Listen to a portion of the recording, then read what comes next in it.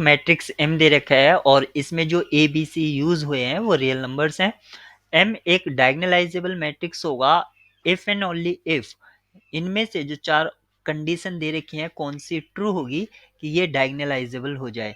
Diagonalisable होने के लिए हमें पता होना चाहिए कि किसी मैट्रिक्स की जो अलजेब्राइक मल्टीप्लिसिटी होती है वही उसकी ज्योमेट्रिक मल्टीप्लिसिटी होनी चाहिए।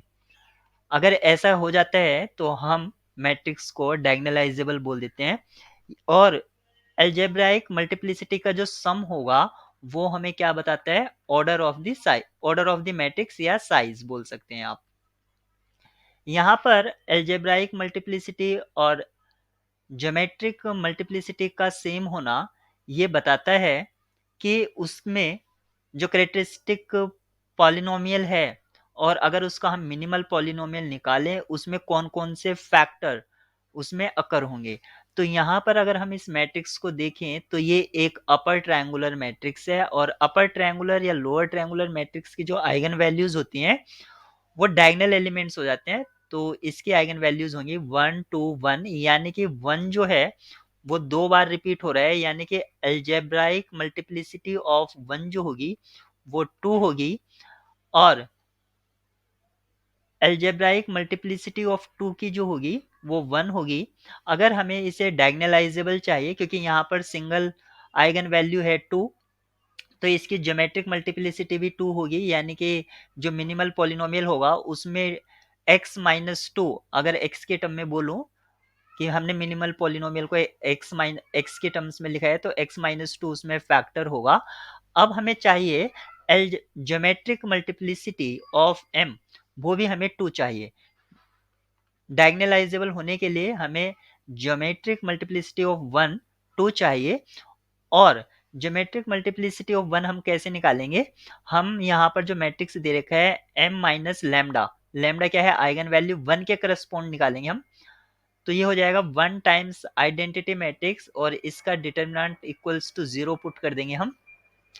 अगर हम इसका डिटर्मिनेंट इक्वल टू 0 पुट करेंगे तो सबसे पहले हमें इस मैट्रिक्स को फाइंड आउट करना होगा कि m माइनस आई आखिर मैट्रिक्स क्या है।